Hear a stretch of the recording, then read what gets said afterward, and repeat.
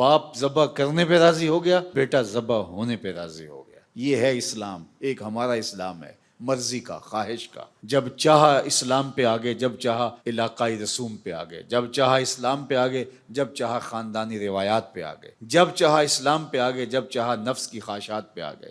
لیکن قرآن نے اللہ کے حکم کی تعمیل کے اس انداز کے لیے جو لفظ استعمال کیے ہیں، یہ ہے اسلام۔ فلما اسلما، جب اسلام کی حقیقی صورت لوگوں کے سامنے آئی کہ باپ اللہ کے لیے ذبح کرنے کے لیے تیار ہے اور بیٹا ذبح ہونے کے لیے تیار ہے، وَتَلَّهُ لِلْجَبِينِ، اور باپ نے بیٹے کو پیشانی کے بل لٹایا اور گردن کے اوپر چھری رکھ کے پوری ہمت کے ساتھ چھری پھیر دی۔ اتنی دیر میں جنت سے دمبا لا کر کے چھری نیچے رکھ دیا گیا اور یہ دمبے کی گردن پہ چھری پھیر دیتے ہیں۔ اِنَّ هَذَا لَهُوَ الْبَلَاءُ الْمُبِينُ، اللہ فرماتا ہے یہ بہت بڑی آزمائش تھی۔ پہاڑوں پہ ڈال دیے جاتی یہ آزمائش تو ان کے پتے بھی پانی ہو جاتے، زمین کی صلابت گوارا نہ کر پاتی۔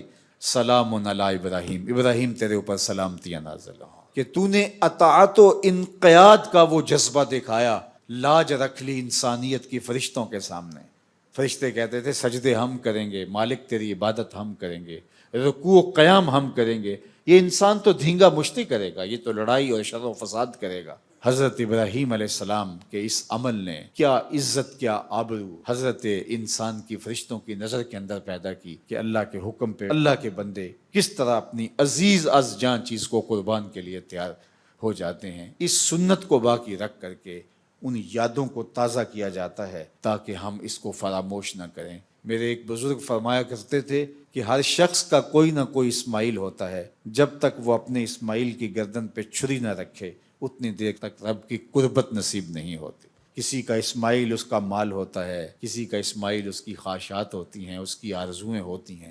میں اور آپ دیکھیں کیا اس کا حکم آ جائے تو اپنی عزیز ترین چیز اللہ کی راہ میں قربان کرنے کے لیے تیار ہو جائیں گے۔ اگر ہم اپنے آپ کو تیار پاتے ہیں تو سمجھ لو کہ ہم اسلام کا مفہوم پا گئے۔ اسلام سر تسلیم خم کردن، اپنی گردن کو مالک کے حکم پہ جھکا دینا۔ ہم نے ان کے سامنے پہلے تو خنجر رکھ دیا، پھر کلیجہ رکھ دیا، دل رکھ دیا، سر رکھ دیا۔ یہ ہے محبت، یہ ہے تسلیم و رضا کے پیکر بندوں کا طریق۔ دیکھیے ایک طرف حضرت ابراہیم کا کمال کہ وہ بیٹے کی گردن پہ چھری رکھ دیتے ہیں، اور دوسری طرف جناب اسماعیل کا کمال بھی کون سا کم ہے۔ جب باپ پوچھتا ہے کہ بیٹا میں تیری گردن پہ چھری چلانا چاہتا ہوں، بتا تیری رائے کیا ہے، تو کسی تردد کے بغیر، کسی تأمل کے بغیر، ایک لمحے کی سوچ و بچار کے بغیر کہتے ہیں یا ابا تفعل ما تؤمر، ابو جان دیر کاہے کی ہے، جلدی پھیر دیجئے۔ اقبال یہاں تڑپ اٹھا اور حیرت میں ڈوب کے بولتا ہے یہ فیضان نظر تھا یا کہ مکتب کی کرامت تھی؟ سکھائے کس نے اسماعیل کو آداب فرزندی، کس نے اسماعیل کو بتایا؟ تو میں کہتا ہوں کہ اسماعیل کو آداب فرزندی ہاجرہ نے بتائے تھے۔ اس نے بتایا تھا کہ باپ کے حکم پہ کس طرح سر تسلیم خم کیا جاتا ہے۔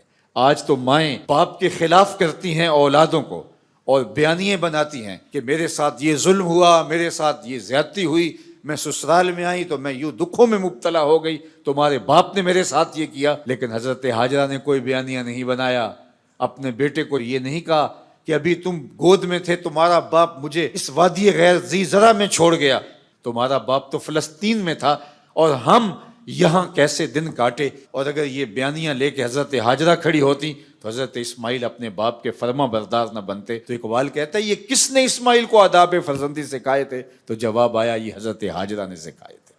انہوں نے بتایا تھا کہ باپ کے آگے اپنے سر تسلیم کو کیسے خم کیا جاتا ہے اور کیسے اطاعت و انقیاد کے جذبے کو لے کر کے آگے بڑھا جاتا ہے۔ تو صاحب آئیے میں اور آپ اپنی زندگیوں کو اللہ کے سپرد کریں، اور یہ سیکھنا ہے قربانی سے۔ یہ محض ایک دمبے کی گردن پہ چھری چلانا ہی نہیں ہے، بلکہ اس وقت کو یاد کرنا ہے، ان لمحوں کو یاد کرنا ہے، اور حضرت ابراہیم علیہ السلام کی قربانی کے فلسفے کو سمجھنا ہے۔ رب کے حکم پر عزیز سے عزیز چیز بھی قربان کرنے کی نوبت آئے تو بغیر کسی تعمل اور تردد کے اپنے آپ کو تیار پانا ہے۔ اللہ جل شانہ مجھے اور آپ کو قربانیاں کرنے اور قربانی کے فلسفے کو سمجھنے کی توفیق دے۔